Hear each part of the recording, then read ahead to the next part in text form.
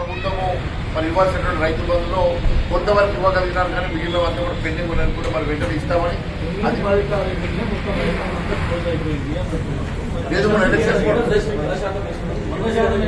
లేదు. మొన్న ముఖ్యమంత్రి గారే వేస్తున్న సందర్భంగా ఎలక్షన్ కూడా ఆపింది. నేను కేవలము కొంతవరకు వేయగలిగినాము, మిగిలినవంతా కూడా పెండింగ్ ఉన్నాయి కూడా వెంటనే ఎలక్షన్ పూర్తి ఇస్తామని చెప్పారు కదా.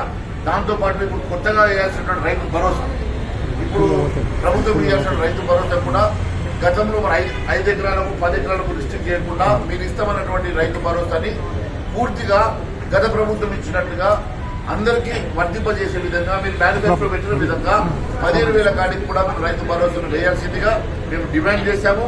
ఖచ్చితంగా మరి వెంటనే వేయడం వల్లనే రైతులకు లబ్ధి జరుగుతుంది, పెట్టుబడి సాయం కింద ముందుకొస్తుంది. ఎందుకంటే ఒకవైపు మనము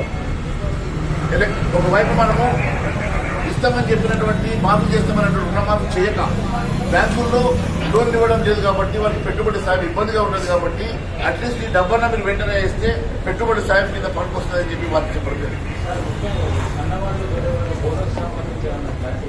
మేము అదే విషయం చెప్పాము. మేనిఫెస్టోలో మీరు సన్నవడ్లు దొడ్డు వడ్లు చెప్పలేదు.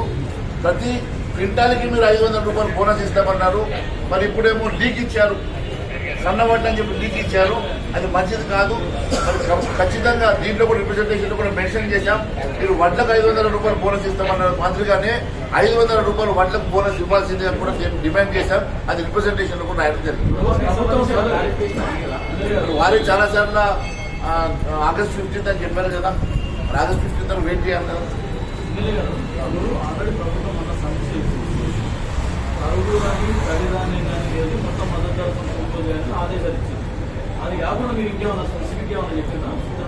అది ఆదేశాలు ఇచ్చినా కూడా ఇంప్లిమెంట్ గ్రౌండ్ లో జరుగుతలేదు. మీరు దీన్ని స్పెసిఫిక్ రివ్యూ చేయాల్సిన అవసరం ఉన్నది.